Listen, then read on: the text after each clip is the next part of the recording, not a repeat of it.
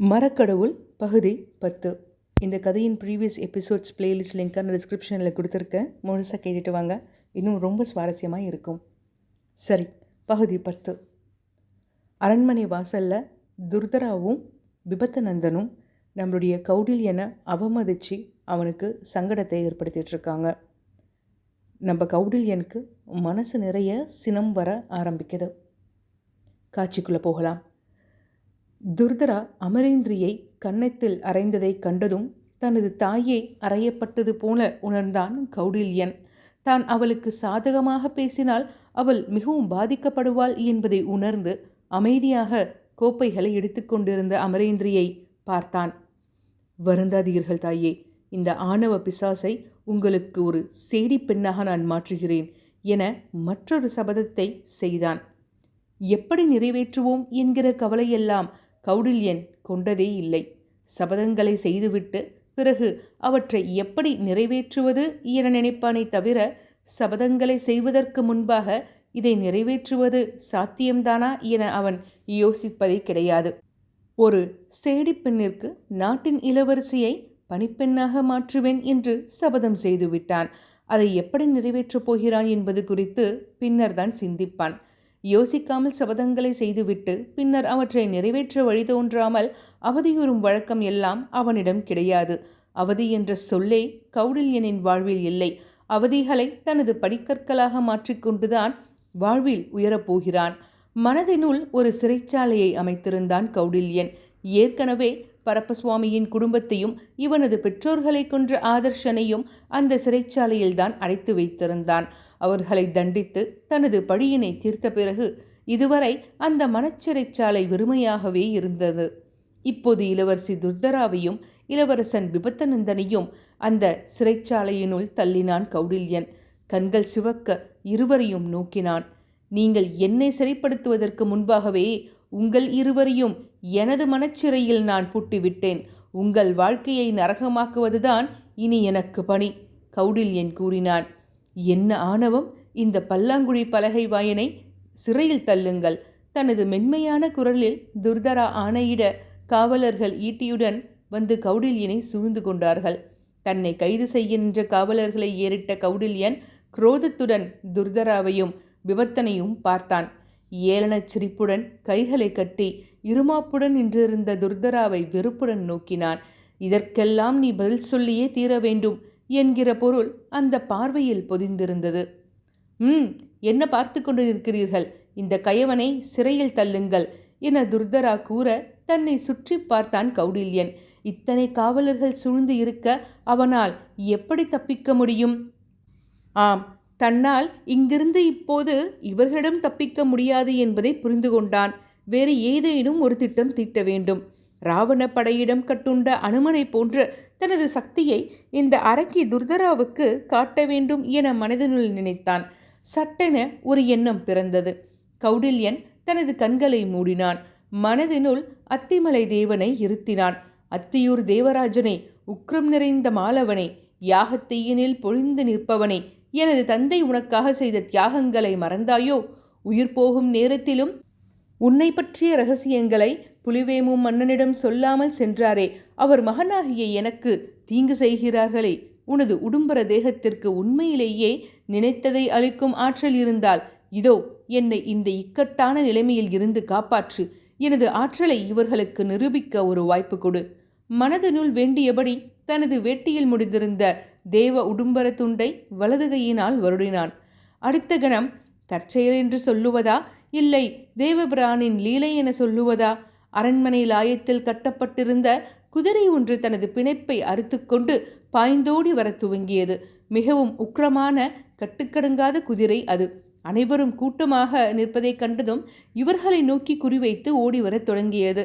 அரண்டு போன காவலர்கள் பாய்ந்து வரும் குதிரை விபத்தனையும் துர்தராவையும் தாக்கிவிடக் கூடாது என பயந்து அவர்களை சுற்றி அரணாக நின்று அவர்களை அரண்மனையை நோக்கி நகர்த்தி செல்ல இன்னும் சில வீரர்கள் ஈட்டியை குறிவைத்தபடி வெறியுடன் ஓடிவரும் குதிரையை எதிர்கொள்ள தயாராக நின்றிருந்தனர். வேகமாக வந்த குதிரை தனது முன்னங்கால்களை உயர்த்தி காவலர்களின் மீது பாய அவர்கள் சிதறி ஓடினார்கள். இந்த கலேபரத்தில் எந்த பக்கம் செல்வது என புரியாமல் அங்கும் இங்கும் அல்லாடிக் கொண்டிருந்த முதிய பணியாளர் ஒருவரை தனது கால்களால் பலம் கொண்ட மட்டும் குதிரை உதைத்தது. முகம் பெயர்ந்து பற்கள் சிதற இரத்தத்தை பெருக்கியபடி பிணமாக விழுந்தார் அந்த பணியாளர். காவலர்களின் பின்பாக ஒளிந்து கொண்டிருந்த துர்தராவும் பிபத்தனும் இந்த காட்சியை கண்டனர். கௌடில்யன் பிரார்த்தித்துக் கொண்டதை கண்ணுற்ற பிபத்தன் இவன் மந்திர ஜாலங்களை கற்றிருக்க வேண்டும் என நினைத்தான். துர்தராவுக்கு அவன் மீது இன்னும் வெறுப்பு அதிகரித்தது. இவன் ஆபத்தானவன், இவனை உயிருடன் விடக்கூடாது என தனக்குள் முணுமுணுத்து கொண்டாள் துர்தரா. பிபத்தனின் முகம் இருண்டு போனது. பணியாளர் பிணத்தையும் கௌடில்யனின் முகத்தையும் மாறி மாறி பார்த்தான். அச்சத்துடன் அரண்மனையை நோக்கி ஓடினான். கண்களை திறந்து பார்த்த கௌடில்யன் கீழே பணியாளர் பிணமாக கிடப்பதையும் தொலைவில் குதிரை ஒன்று ஓடிக்கொண்டிருப்பதையும் பிபத்தனும் துர்தராவும் அரண்மனைக்குள் சென்று கொண்டிருப்பதையும் கவனித்தான். அப்போது குதிரையின் மெய்க்காப்பாளன் அதன் பெயரை கூவியபடி பின்னல் ஓடிச் செல்வதை பார்த்தான். அவன் அழைத்த குதிரையின் பெயர் கௌடில்யனுக்கு சிலிர்ப்பினை தந்தது. மெய்க்காப்பாளன் அந்த குதிரையை அழைத்த பெயர் தேவரக்ஷா. ஆம், தானநந்தா செய்வதாக இருந்த அஸ்வமேத யாகத்திற்கு பயன்பட இருந்த தேவரக்ஷா குதிரைக்கு வெறிபிடித்து விட்டது என்பதனை அறிந்த அரண்மனை ஜோதிடர் மிஸ்ரபானு மிகவும் கலங்கி போனார். அரண்மனை நந்தவனத்தில் நிகழ்ந்து முடிந்த இந்த சம்பவங்களை அமரேந்திரி அரசி பத்மாங்கியிடம் காதில் கிசுகிசுத்தாள். அரசியாரே, ஒரு பிராமண குமரன் யாசகம் பெறுவதற்காக மன்னரை காண வந்திருக்கிறான். அவரை நமது இளவரசியும் இளவரசரும் அவமதித்து பேச, இதனால் வெகுண்ட அவன் தனது மந்திர மகிமையினால் பட்டத்து குதிரை தேவரக்ஷாவை அதன் பிணைப்பில் இருந்து விடுபட செய்து அரச குழந்தைகளை நோக்கி வரச் செய்தான். நல்ல வேளை, பிபத்தனந்தரும் துர்தரா தேவியும் தப்பித்து விட்டார்கள். மூத்த பணியாளர் ஸ்கந்தன் குதிரையினால் தாக்கப்பட்டு மாண்டு போனார். அமரேந்திரி இவ்வாறு கூறியதும் பத்மாங்கி உறைந்து போனாள். பிராமணர்களுக்கு இல்லை என்று சொல்லாதே. எந்த பிராமணருக்கும் நீ இல்லை என்று சொல்கிறாயோ அவனால் உன் குலம் அழியும். தானநந்தாவின் பட்டாபிஷேகம் அன்று மகாபைரவர் ஆலயத்தில் இருந்து வெளிப்பட்ட அந்த பைராகி விடுத்த எச்சரிக்கை அவளது செவியில் ஒலித்தது. ஏற்கனவே துர்தரா மற்றும் பிபத்தனந்தனின் தலையையும் உடலையும் பிணைக்கும் கழுத்தினை பலவீனமாக இருப்பதாக கூறியுள்ளாரே அந்த பைராகி. பத்மாங்கி பதைபதைத்து போனாள். துர்தரா ஒரு காட்டுவாசியை தான் மணந்து கொள்வாள். இறந்த பிறகே அவளுக்கு மகன் பிறப்பான் என மிஸ்ரபானு அவருடைய பங்குக்கு ஆருடம் கணித்து வைத்திருக்கிறார். அனுதினமும் பூஜைகளை செய்து தனது செல்வங்களை காக்கும்படி பத்மாங்கி வேண்டிக் கொண்டுதான் இருக்கிறாள். இந்நிலையில் இப்படியா ஒரு பிராமண சிறுவனின் சாபத்தை பெற்றுக்கொள்வார்கள் அண்ணனும் தங்கையும்?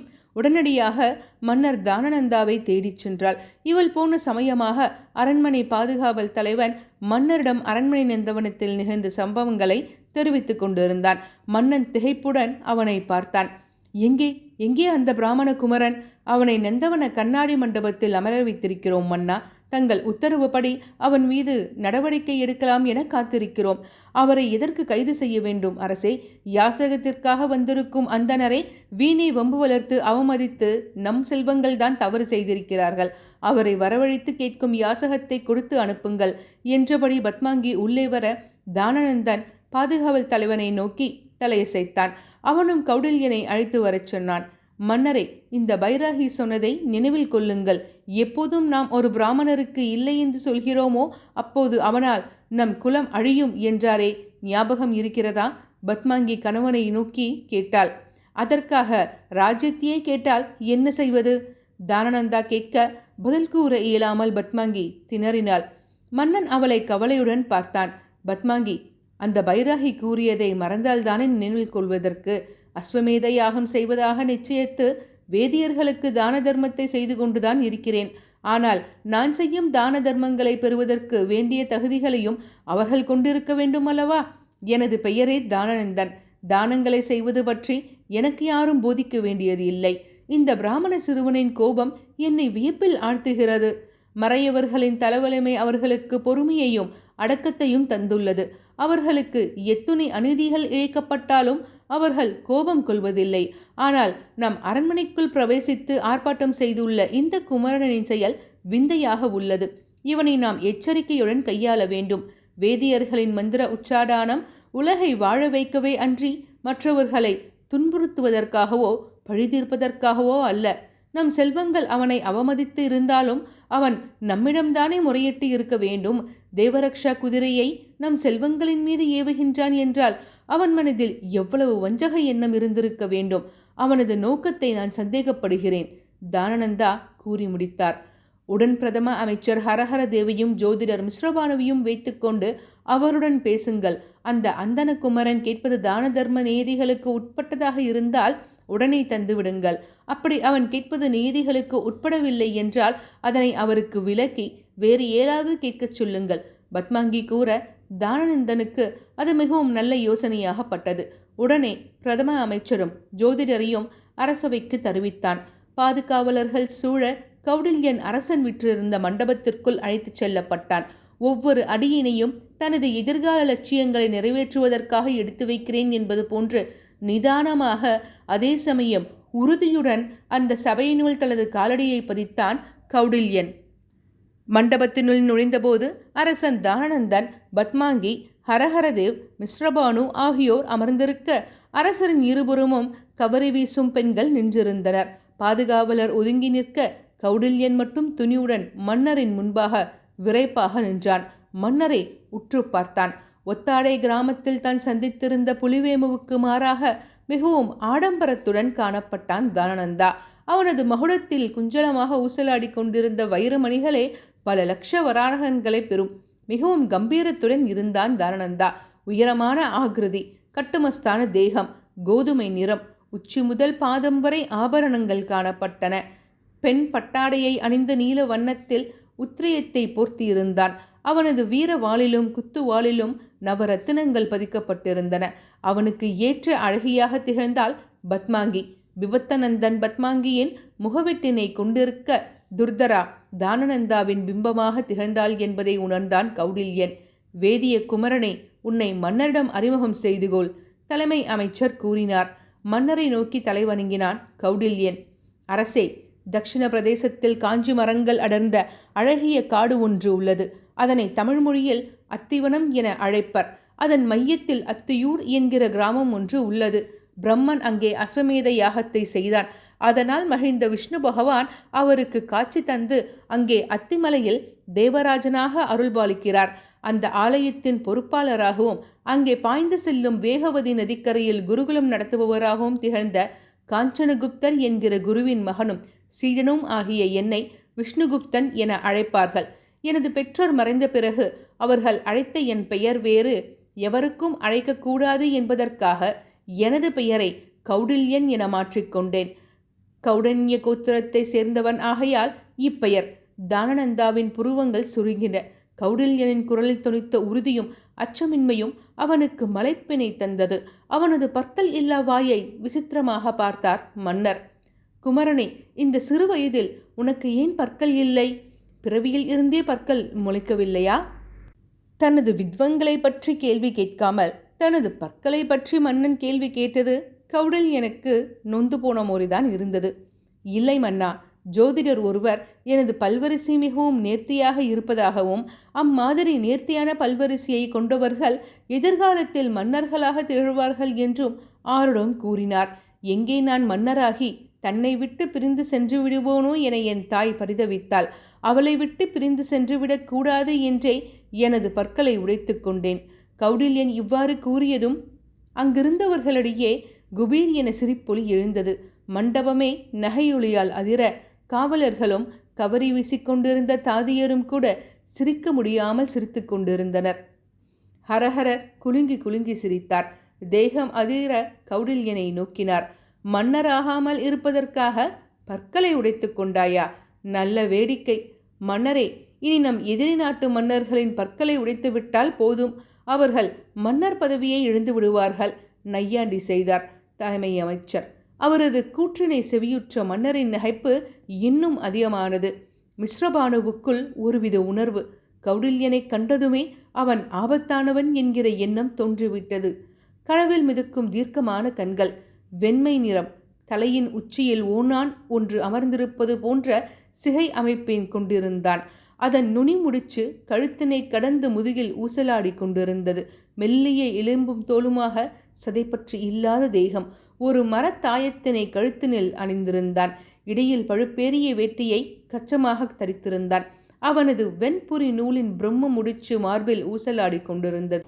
அந்த குமரனை பார்த்ததுமே மிஸ்ரபானுவின் அடிவயிற்றினில் கலக்கம் தோன்றியது. கௌடில்யன் அந்த மண்டபத்தினுள் அடியெடுத்து வைத்த அதே சமயம் மிஸ்ரபானு அருகே இருந்த சுவற்றினில் கௌளி ஒன்று 3 முறை சப்தித்தபடி விடுவிடுவென்று ஏறியது. கௌளி ஏறினால் துன்பம் நீரும், இறங்கினால் சுகம் கிடைக்கும் என்று சகுன சாஸ்திரம் சொல்கிறதே. மனதினுள் சற்றே கலக்கமடைந்தார் மிஸ்ரபானு. பிரதம அமைச்சரோ கேலி பார்வையோடு கௌடில்யனை நோக்கினார். குமரனே, உனக்கு மன்னராகிவிடப் போகிறோமோ என்கிற பயம் இருக்கத்தானே செய்யும். ஒரு உஞ்சவிருத்தி பிராமணர் அரியணையில் அமர்ந்தால் திக்விஜயம் செய்து மற்ற மன்னர்களுடன் போரிடவா தோன்றும்? நாடு நாடாக சென்று உஞ்சவிருத்தி செய்யத்தான் தோன்றும். நல்ல வேளை நீ உனது பற்களை உடைத்து கொண்டாய். மன்னர் குலப்பெருமை தப்பியது. அதற்கு நன்றி. நையாண்டியோடு புரிந்தார் ஹரஹரர். கௌடில்யனின் முகம் சிரித்தது. இளவரசனும் இளவரசியும் தான் இருமாப்பு கொண்டவர்கள் என நான் இதுவரை நினைத்திருந்தேன். ஆனால் அரண்மனையில் இருப்பவர் அனைவருமே அப்படித்தான் போலும். மனதினுள் வெகுண்டான் கௌடில்யன். உஞ்சவர்த்தி பிராமணராக இருக்கவே தான் எனது பற்களை உடைத்து கொண்டேன். ஒருகால் மன்னர் குலத்தை சேர்ந்தவனாக இருந்திருந்தால் எனது தாயின் தலையை கொய்துவிட்டு எனது பற்களை பாதுகாத்து மன்னர் பதவியை ஏற்றுக்கொண்டிருப்பேனோ என்னவோ. கௌடில்யன் சினத்துடனும் ஏளனத்துடனும் கூற மன்னரும் அரசியும் அதிர்ந்தனர். மிஸ்ரபானு முதல் முறையாக வாய்திறந்து பேசினார். குமரனை, பரசுராமன் தனது தாயின் தலையை கொய்த புராணத்தை அறிவாயோ? இதுவரை மன்னர் குலத்தவர் தங்களது தாயின் சிரத்தனை வெட்டி வீழ்த்தியதாக சரித்திரம் இல்லையே. எனது பற்களை பற்றிய கதையை நீங்கள் கேட்டதால் இவ்வாறு பதில் கூற வேண்டி இருக்கிறது. பல் போனால் சொல் போகும் என்று நீர் அறிய மாட்டீரோ? எனது அறிவையும் வந்த நோக்கத்தையும் பற்றி தாங்கள் கேட்டிருந்தால் அறிவுபூர்வமான பதிலை தந்திருப்பேன். கௌடில்யன் குரலினை சற்று மிருதுவாக ஆக்கி கூறினான். தவறுதான் குமரனே, தானந்தா பதில் கூறினார். சரி, நீ வந்த நோக்கத்தை கூறுவாயாக. தங்களுக்கு நந்தவனத்தில் நேர்ந்த அவமதிப்பை எண்ணி வருந்துகிறோம். தங்களுக்கு தேவையான அளவு பிக்ஷையும் அளிக்கின்றோம். மன திருப்தியுடன் சென்று வாருங்கள். பத்மாங்கி அவனை கனிவுடன் பார்த்தாள். அவளை அலட்சியத்துடன் நோக்கினான் கௌடில்யன். அரசியே, பிக்ஷை பெற நான் வந்திருக்கிறேன் என்று தங்களிடம் யார் கூறினார்கள்? மன்னன் பிக்ஷை கேட்டதால் அவருக்கு பிக்ஷை அளிக்கவே நான் வந்திருக்கிறேன். கௌடில்யன் குரலில் சற்றே சினம் மிகுந்து காணப்பட்டது. பகுதி 8 அறையில் இருந்த அனைவருமே இந்த அந்தன குமரனுக்கு எவ்வளவு ஆணவம் இருக்க வேண்டும்? மன்னருக்கே பிச்சை அளிக்க வந்திருப்பதாக கூறுகிறானே. என்ன உளறுகின்றாய் குமரனே? ஹரஹரர் படபடத்தார். மன்னர் தான் செய்யப்போகும் அஸ்வமேத யாகத்திற்கு தேவ உடும்பர சமித்துகள் தேவை என்று முரசு ஒலிக்கச் செய்தாரே. ஊரெங்கும் தண்டோர அடித்து நீங்கள்தானே அறிவித்தீர்கள். அதை செவியுற்றுதான் மன்னருக்கு தேவையான பொருளை அவருக்கு அளிக்க வந்திருக்கிறேன். ஆக கொடுப்பவர்தானே பிக்ஷை தருபவர், பெற்றுக்கொள்பவர்தானே பிக்ஷையை வாங்குபவர். கௌடில்யன் கூறினான். அனைவரும் அதிர்ந்தனர். குமரனே, என்ன கூறுகிறாய்? தேவ உடும்பரம் உன்னிடம் இருக்கிறதா? தானநந்தாவின் குரலில் நம்பிக்கையின்மை பிரதிபலித்தது. ஆம் மன்னா, தேவ உடும்பர மரத்தின் துண்டோடு நான் வந்திருக்கிறேன். ஆனால் அதற்கு முன்பாக நான் யாகத்திற்கு அளிக்கும் தேவ உடும்பரத்திற்கு ஈடாக எனக்கு தாங்கள் அளிக்க உள்ள வெகுமதி என்ன? கௌடில்யன் எச்சரிக்கையுடன் சொற்களை பிரயோகித்தான். உன்னிடம் தேவ உடும்பரம் இருப்பது உண்மையானால் நீ கேட்பதை தருகிறேன், மன்னர் கூறினார். அஸ்வமேத யாகத்திற்கு தேவ உடும்பரம் கிடைத்துவிட்டது என்கிற மகிழ்ச்சியில் பைராகி விடுத்திருந்த எச்சரிக்கையை மறந்துவிட்டார் தானநந்தா. நான் கேட்டதை தருவேன் என்று சொல்லிவிட்டு பிறகு வாக்கு தவற மாட்டீர்களே? கௌடில்யன் கேட்டான். முதலில் உன்னிடம் உள்ளது தேவ உடும்பர மரத்தின் பகுதியா என்பதை நிரூபித்துவிட்டு அதன் பிறகு மன்னர் சொன்ன சொல் தவறுவாரா இல்லை தவற மாட்டாரா என்ற விவாதங்களை தொடருவோம், ஹரஹரர் காட்டத்துடன் கூறினார். தனது மேல் துண்டில் முடிந்திருந்த முடிச்சினை அவிழ்த்து தேவ உடும்பர சிதிலினை கையில் எடுத்தான். அதில் இருந்து ஒரு சமித்தனை பெயர்த்தெடுத்தான். எனக்கு 3 சமித்துகள் தேவைப்படுகிறது. ஆலங்குச்சி, வேப்பங்குச்சி மற்றும் மாமரக்குச்சி. மற்றும் சுளுந்து ஒன்று கொண்டு வாருங்கள் என கௌடில்யன் கேட்டதும் ஹரஹரர் அதிகாரி ஒருவரை நோக்கி தலையசைத்தார். அந்த அதிகாரி மீண்டும் அறையினுள் நுழைந்தபோது அவர் கையில் தட்டு ஒன்றை ஏந்தியிருந்தார். அதில் ஆலங்குச்சி, வேப்பங்குச்சி மற்றும் மாமரக்குச்சி ஆகியவை வரிசையாக வைக்கப்பட்டிருந்தன. அவரது மற்றொரு கையில் சுளுந்து ஒளிர்ந்து கொண்டிருந்தது.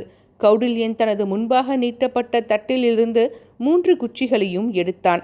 அந்த அதிகாரியிடம் இருந்து எரியும் சுளுந்தினையும் பெற்றுக்கொண்டான். மன்னா, பொதுவாக எல்லா சமித்துகளும் பொன்னிறத்தில் ஒளிர்விடும். ஆனால் தேவ உடும்பர சமித்து மட்டும் பசுமை வண்ணத்தில் ஒளிர்விடும். அதை வைத்துதான் என்னிடம் உள்ளது தேவ உடும்பரம் என்பதனை நிரூபிக்கப் போகிறேன். கௌடில்யன் தன்னிடம் இருந்த சுளுத்தில் ஒவ்வொரு குச்சியாக காட்டினான். தட்டில் வைக்கப்பட்டிருந்த சமித்துகள் 3மே பொன்னிறமாக ஒளிர்விட்டது.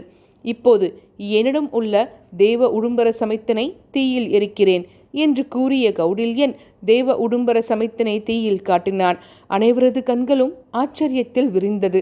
தேவ உடும்பரம் பிரதிபலித்த பசுமை அந்த அறை முழுவதும் பரவியது. படபடவென்று வெடித்தபடி ஒலித்த அந்த சமித்து உண்மையிலேயே தேவ உடும்பரம்தான் என்பதை மிஸ்ரபானு உடனடியாக புரிந்து கொண்டார். அனைவருமே பசுமை வண்ணத்தில் உளிர்ந்து கொண்டிருந்த அந்த தேவ உடும்பர சமித்தனை இமைகொட்டாமல் பார்த்து கொண்டிருந்தனர். கௌடில்யன் உண்மையைத்தான் பேசுகிறான் என்பதை மன்னன் புரிந்து கொண்டான். இனி நான் செய்யும் அஸ்வமேத யாகம் பூர்ணத்துவம் பெறும். மன்னன் மனதினுள் நினைக்க துர்தராவை பீடித்திருந்த தோஷங்கள் விலகப் போகின்றன என பத்மாங்கியும் உற்சாகம் அடைந்தாள். கௌடில்யா, தானநந்தாவின் குரலில் மகிழ்ச்சியும் உற்சாகமும் ஒருங்கே தென்பட்டன.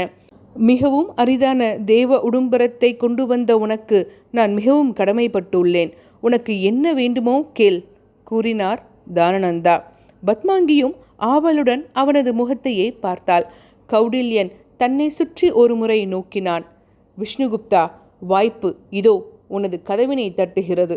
மிகவும் அரிய தேவ உடும்பரத்தை வேகவதி ஆற்றின் அடியில் கிட்டுமாறு அத்திமலை தேவனே உனக்கு அருள் செய்திருக்கிறான். கலைமகளின் உக்கிரத்தை தணிக்க பிரம்மனே விஸ்வகர்மாவை கொண்டு ஆற்றில் எறிந்த தேவ உடும்பரத்தின் ஒரு பகுதியை கண்டெடுத்திருக்கிறாய். இந்த அரிய கற்பகத்தரு உன்னை விட்டு மன்னரின் வசமாகப் போகிறது. அதற்கு விலையாக உன்னை பெரிய அளவில் முன்னிறுத்திக்கொள். ஒரு ஏழை பிராமண சிறுவன் என்றுதானே பரப்பசுவாமியின் தை ஹைமாவதி சுபர்ணை தொடங்கி துர்தராவரை உன்னை ஏளனம் செய்தனர். தேவ உடும்பரத்தின் விலையாக உனது நிலையை மேம்படுத்திக்கொள். தனக்குள் பேசிக்கொண்டான் கௌடில்யன். சொல் சொல் குமரனே, உனக்கு என்ன தேவையோ கேள். பத்மாங்கி புன்சிரிப்புடன் அவனை பார்த்தாள். நான் கேட்பதை தருவீரா மன்னா? கௌடில்யன் கேட்டான். நிச்சயம் தருவேன் என்று சொன்ன தானநந்தாவின் கண் முன்பாக பைராகியின் உருவம் திடீரென நிழலாடியது. இந்த சிறு குமரனால் என்ன ஆபத்து நேர்ந்துவிடப் போகிறது என அடுத்த கணம் தனது மனதில் எழுந்த அச்சத்தை உதறி தள்ளினார் மன்னர். சற்று நேரம் மௌனமாக மன்னரையே வெறுத்து பார்த்த கௌடில்யன் பிறகு மெதுவாக பேசினான். என்னை உங்கள் நாட்டின் ராஜதந்திரியாக நியமிக்க வேண்டும். கௌடில்யன் கேட்டான். மன்னர் அவனை திகைப்புடன் வெறித்தார். அந்த அறை முழுவதும் நிசப்தம் நிலவியது. திடீரென அங்கே ஒரு பெருத்த சிறுபொழி எழுந்தது. மன்னர் தானநந்தாவின் குரல்தான் அது. கௌடில்யா, உனது விளையாட்டுத்தனத்தை நிறுத்தி கொண்டு உனக்கு வேண்டுவதை கேள். அவரை நோக்கி மன்னர் சொன்னார். கௌடில்யன் மன்னனை அர்த்தத்துடன் பார்த்தான். நான் விளையாடவில்லை மன்னா, உண்மையாகத்தான் கேட்கிறேன். எனக்கு ராஜதந்திரி பதவியை தாருங்கள். நான் உமக்கு அளிக்கும் தேவ உடும்பரம் பல வளங்களை தரவல்லது. அதற்கு பிரதிபலனாக நான் சிறு வெகுமதியைத்தான் கேட்கிறேன், உறுதியுடன் கூறினான் கௌடில்யன். அவன் இவ்வாறு கூறியதும் அந்த அறையில் எழுந்த சிரிப்பொலி சட்டென்று அடங்கியது. அனைவரும் திகைத்து போய் மன்னரை பார்த்தனர். ஹரஹரரின் முகம் சினத்தினால் சிவந்தது. அதிக பிரசங்கி, ஏதோ மன்னருக்கு உதவுவதற்காக வந்திருக்கிறாயே என்று மதிப்பளித்து உன்னுடன் பேசிக்கொண்டிருக்கிறோம். எல்லை மீறுகின்றாய். அரண்மனையினுள் கால் வைக்கக்கூட தகுதியில்லாத உனக்கு பதவி வேண்டுமா? தலைமை அமைச்சர் கர்ஜித்தார். தானநந்தா அவரை எரிச்சலுடன் நோக்கினார். கௌடில்யா, நீ எனக்கு தேவ உடும்பரத்தை அளிக்க முன்வருவதால் உனக்கு 1000 வராகன்கள் தருகிறேன். பெற்றுக்கொண்டு புறப்படு. கௌடில்யன் சிவந்த கண்களால் மன்னரை நோக்கினான். நான் எதை கேட்டாலும் தருவதாக வாக்கு தந்தீரே? மன்னரின் குரலில் கோபம் கொப்பளித்தது. வரைமுறை மற்றும் தகுதிக்கு உள்ளாக நீ கேட்கும் எதையாக இருந்தாலும் என்னால் அளிக்க முடியும். ராஜதந்திரி பதவி என்பது ராஜாங்கத்தை நடத்தும் ஒரு பதவி. மக்கள் அங்கீகாரம் பெற்றவனானாலும் மன்னருக்கு விசுவாசம் உள்ளவனாக இருப்பவனை மட்டுமே ராஜதந்திரியாக நியமிக்க முடியும். எங்கிருந்தோ வந்த தேசாந்திரிக்கு பதவியை எப்படி தர முடியும்? தேவ உடும்பரம் தேவை என்பதால் மட்டுமே உன்னுடன் நான் பேசிக்கொண்டு இருக்கிறேன். இல்லையேல் உன்னை இப்போதே அப்புறப்படுத்தி இருப்பேன். தானநந்தா கர்ஜித்தார். கௌடில்யன் மன்னரை யோசனையுடன் பார்த்தான். ராஜதந்திரி பதவி சிரமம் என்றால் உமது ராஜகுருவாக நியமித்துக் கொள்ளுங்கள். எனது திறமையை நீங்கள் உபயோகப்படுத்தி கொண்டால் உங்களுக்குத்தான் நல்லது. ராஜகுருவை மக்கள் தீர்மானம் செய்ய வேண்டாமே, நீங்கள் திருவுள்ளம் பற்றினால் போதுமல்லவா? விடாக்கொண்டனாக கௌடில்யன் கேட்டான். மீண்டும் சபையில் அதிர்ச்சி நிலவியது. மிஸ்ரபானுவுக்கு உடல் தூக்கி வாரி போட்டது. இந்த சித்தஸ்வாதீனம் அற்ற குமரனை அரண்மனையை விட்டு அடித்து விரட்டுங்கள்.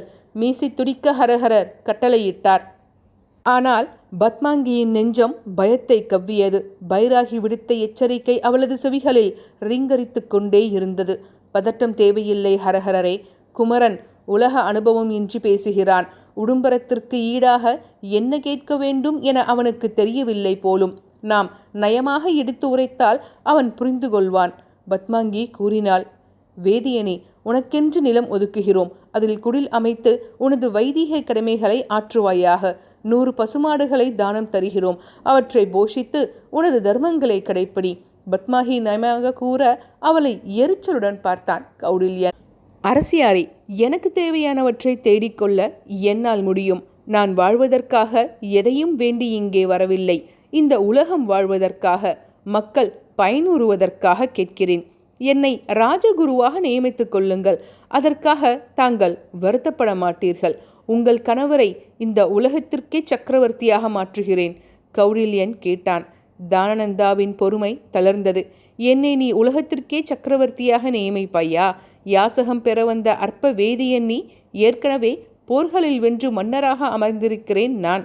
மகத ராஜ்யத்தின் படைபலத்தை கண்டு யவனர்களும் நடுங்குகின்றனர். நீ என்னை சக்கரவர்த்தியாக மாற்றுவாயா? பத்மாங்கி, இந்த குமரனுடன் உரையாட தேவையில்லை. இவனுக்கு புத்தி பேதலித்து விட்டது.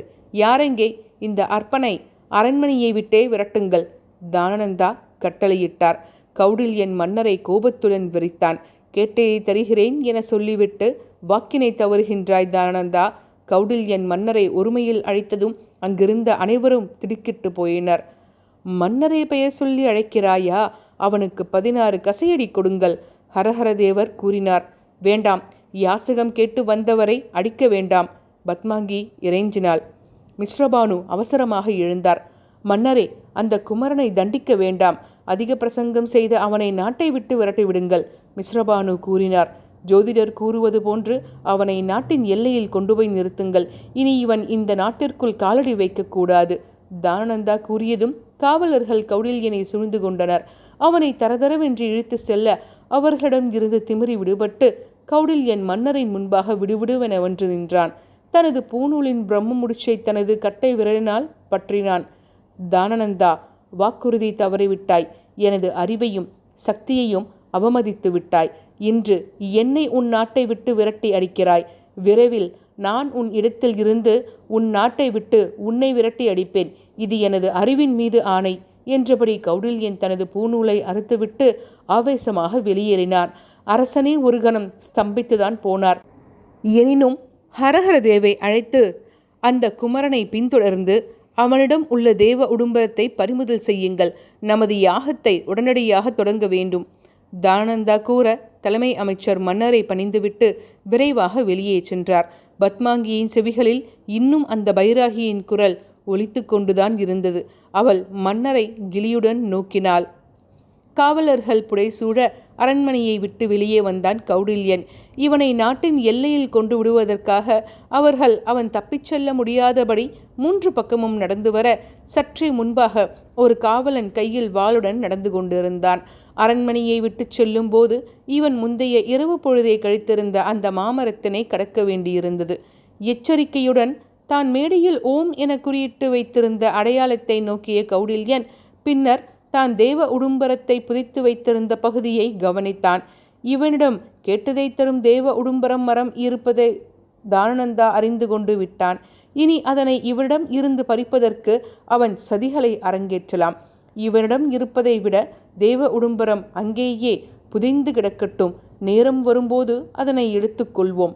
தனக்குள்ளே தீர்மானித்தபடி காவலர்களுடன் நடந்தான் கௌடில்யன். தானநந்தாவும் அவன் குடும்பத்தினரும் இவனை அவமதித்து தீராத வல்லடியை தேடிக்கொண்டனர். இவன் யார் என்பதை அவர்களுக்கு காட்டப் போகிறான்.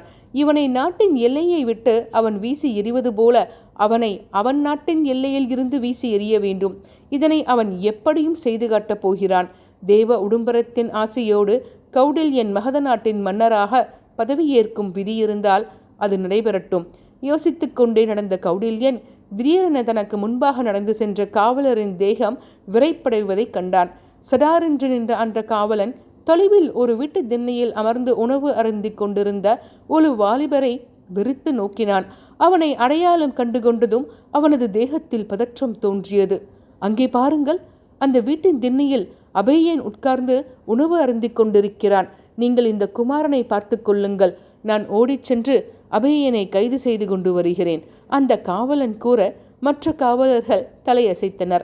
அந்த காவலன் அந்த வீட்டு திண்ணையை நோக்கி ஓட அவனால் அபேயன் என்று அழைக்கப்பட்ட அந்த வாலிபன் இவன் தன்னை நோக்கி ஓடி வருவதை கண்டதும் கையை உதறிக்கொண்டு திண்ணையை விட்டு இறங்கி ஓடத் துவங்கினான். அபேயனுக்கு உணவு பரிமாறிக்கொண்டிருந்த ஒரு மூதாட்டி இந்த காட்சியை கண்டு திகைத்தாள். பகுதி 10 நிறைவடைந்தது. யார் இந்த அபேயன்?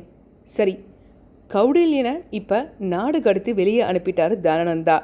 யாகத்துக்கு தெய்வ உடும்பரம் அவருக்கு கிடைக்குமா கிடைக்காதா? அபேயனும் கௌடில்யனும் சேர்ந்து என்ன செய்ய போகிறாங்க அப்படிங்கிறத அடுத்த எபிசோடில் பார்க்கலாம்.